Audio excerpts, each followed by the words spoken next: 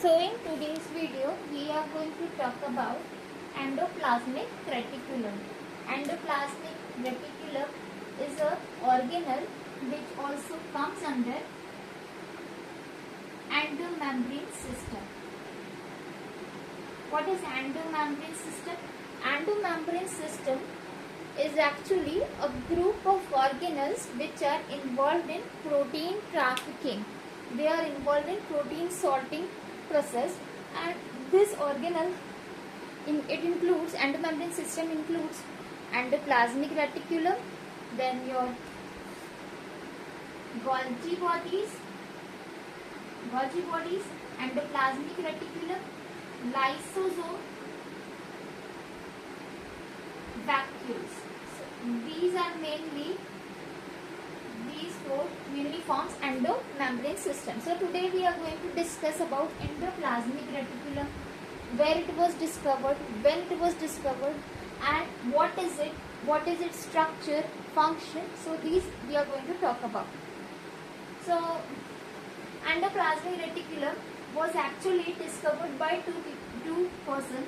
First one is Porter in 1945, and in same year Thomson also discovered this organelle. Okay, and both were working independently, they were not working together. So Porter named this organelle in 1953 endoplasmic reticulum. He gave the name. Why he is saying endoplasmic reticulum? Here the word endoplasmic means that a network like organelle resembling to something like net. Okay, and it is present in endoplasma. Okay, in the endoplasmic portion of the cell. Okay, that is beneath your plasma membrane and above your nuclear membrane. And it is also said that this endoplasmic reticulum is originated from nuclear envelope, or nuclear envelope give rise to endoplasmic reticulum. Okay, so there is this hypothesis also on endoplasmic reticulum, that it is actually originated from nuclear envelope.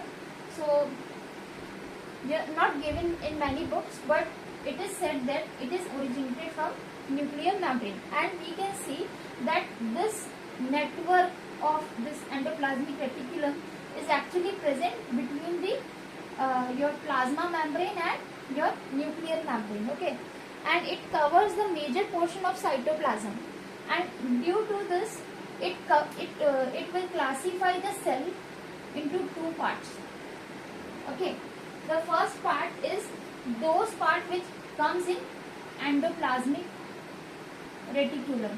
Okay, the area covered by endoplasmic reticulum are luminal area, and those area which are not covered by endoplasmic reticulum is extraluminal area. Okay, so it classifies the cytoplasm into two parts. You can say luminal and extraluminal. Now, what is endoplasmic reticulum? It is interconnecting membrane-bound vacuole. Okay, it is a kind of vacuole or a cavity which is present in endoplasmic portion of cytoplasm. Okay, so you can see this is a cell, and this is your nuclear membrane. Endoplasmic reticulum will start from this nuclear membrane, and like this it is going to be present in form of network. Okay, the cell having a lots of activity, metabolic activity, will contain a lots of endoplasmic reticulum. Now, endoplasmic reticulum is also divided into two. There are two types of endoplasmic reticulum. Okay, we have studied this thing from class 7, that endoplasmic reticulum are of two types: rough endoplasmic reticulum and smooth endoplasmic reticulum. Rough endoplasmic reticulum is also known as granular endoplasmic reticulum, as they contain ribosome. Okay, they have ribosome. We have studied about ribosome. Ribosomes are actually, they are two subunit, large and small subunit. They come together and they are present on the surface of ER, that is your endoplasmic reticulum, or they can also present like this in the cytoplasm. Okay, they will lie in cytoplasm. So main function of this ribosome is to do translation, that is your synthesis of protein. So protein synthesis will occur in this ribosome, and some endoplasmic reticulum that contain ribosomes are known as rough endoplasmic reticulum because the surface become rough due to the presence of this ribosome. Okay, and this ribosome comes in form of granule, so we can also say that granular endoplasmic reticulum. Okay, so endoplasmic reticulum containing ribosome on their surface is rough endoplasmic reticulum, and those endoplasmic reticulum which do not contain ribosome are smooth endoplasmic reticulum. There is no roughness, there is no granule present on their surface, and they are smooth. Okay, so they are smooth endoplasmic reticulum. Agranular endoplasmic reticulum, they are named as agranular endoplasmic reticulum. Next we are going to discuss about the structure. Okay, generally the endoplasmic reticulum will occur in three structures, that is your cisternic, tubular and vesicle. What is cisternic? These are the flat interconnected, you can see in structure also, these are the flat interconnected, they are connected by each other. Okay, and from the top view you can see like this, they are something like this. Okay, lying on one on the other. Okay, something like this, and this is top view of cisternae. Okay, flat interconnected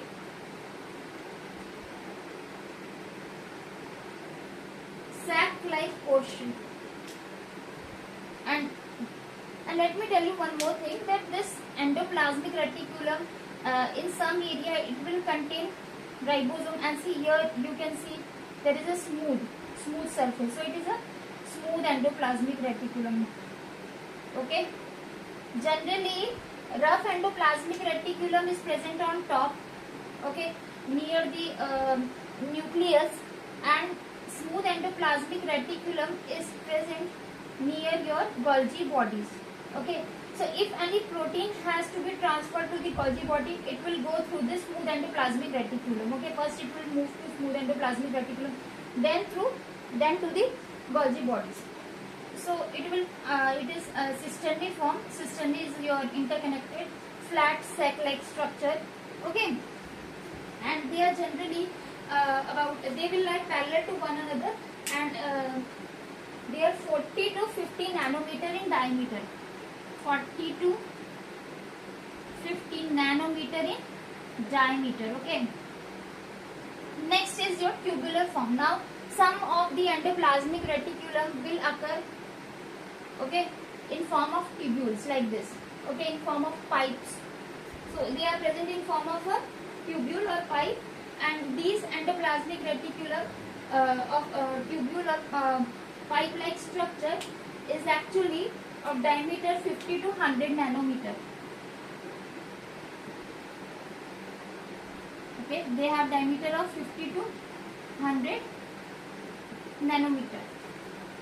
Next is, and they are tube-like extension. Okay, and they are connected. They may be connected with cisternae, or they will be present independently also.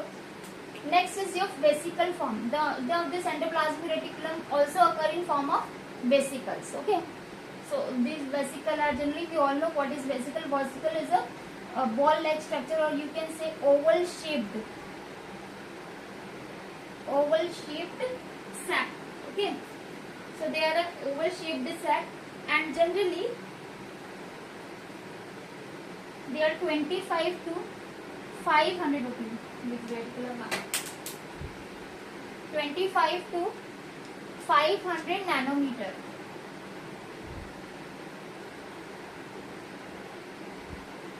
In diameter.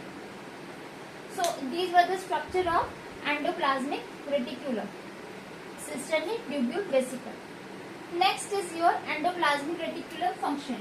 In general, the endoplasmic reticulum function is to synthesize protein. Okay, So first, the main function of endoplasmic reticulum is to provide a surface area for the ribosome, and it is also involved in many physiological activity. Okay, many physiological activities as it covers the large surface area of the cell.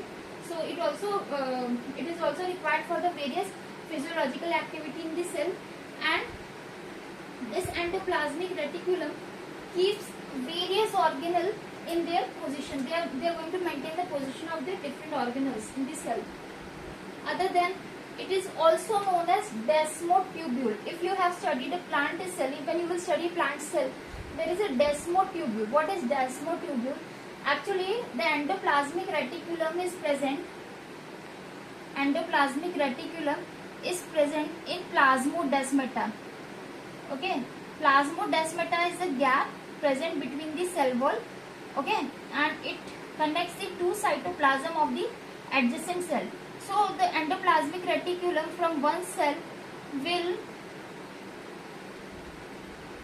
get connected, and it will go through this plasmodesmata, and it will get connected into the another cell. So this part is this is your desmotubule.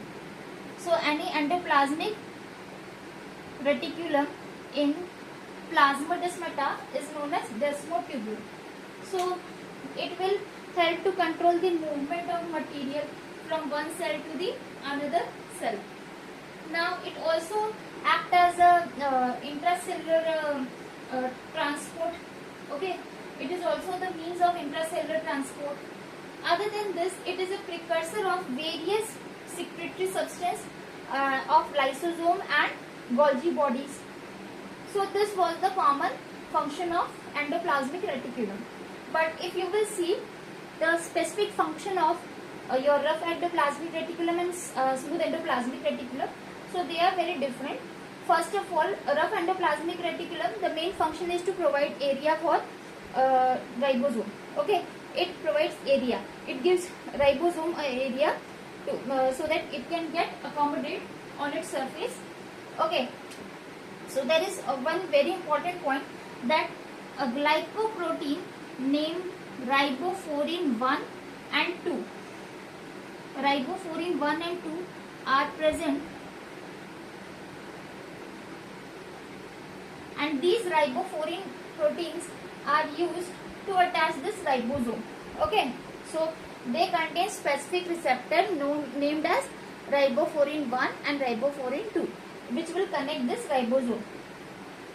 Next is protein glycosylation. Protein glycosylation is actually the protein which is formed on the surface, that is on ribosome.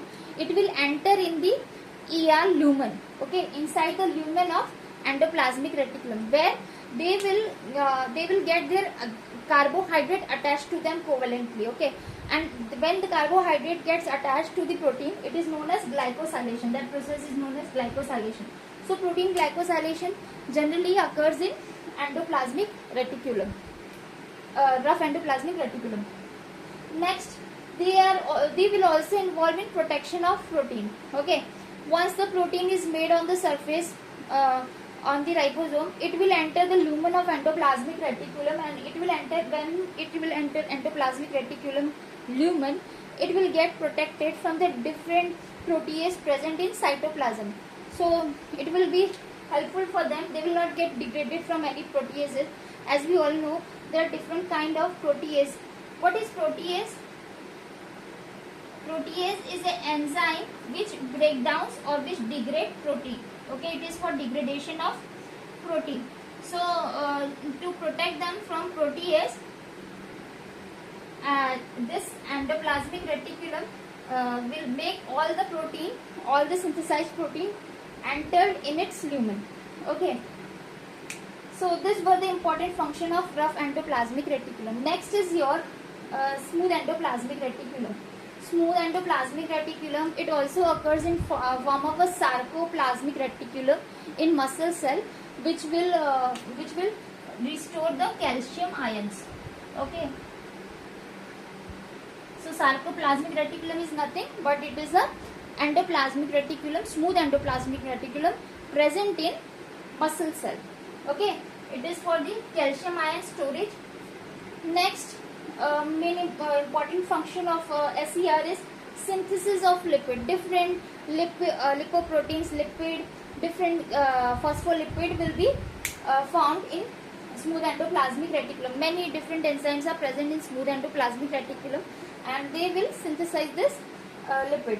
Next is your glycogenolysis. Glycogenolysis, actually, smooth endoplasmic reticulum is involved in both your glycogen synthesis also and also in glycogen degradation. So as both the enzymes are present in endoplasmic reticulum, many like transferase enzyme are present in smooth endoplasmic reticulum. So it is involved in both process, glycogenolysis also and glycogen synthesis. Okay. It will also helpful in maintaining the blood glucose homeostasis. It means that it will maintain the blood glucose level. We all know how the glucose is maintained in blood. Okay, if it is higher in amount, the insulin will release and it will stimulate the formation of glycogen. Okay, all the glucose will bind together to form a glycogen. Okay. And if blood glucose level decreases, if the glucose level in blood decreases, that time your glucagon enzyme will release, and this enzyme will this hormone, sorry, not enzyme, this hormone will cause the glycogenolysis. Okay, so it will maintain both your blood glucose homeostasis also and your glycogenolysis. Next is your sterol metabolism. Sterol metabolism, it is from here, it deals with cholesterol synthesis. Okay, it will also contain the enzyme for cholesterol synthesis. So it is involved in cholesterol synthesis, it is involved in your sterol synthesis. Okay, next is your detoxification. Now it contains the enzyme like cytochrome P450, and this enzyme are going to detoxify all the endogenous or exogenous toxin or a harmful chemical that are present in cell. So it also helps in detoxification. So this was the function of SER, and this was the function of RER. Okay, thank you. This was about endoplasmic reticulum. Now in next video we will discuss about Golgi bodies. Thank you.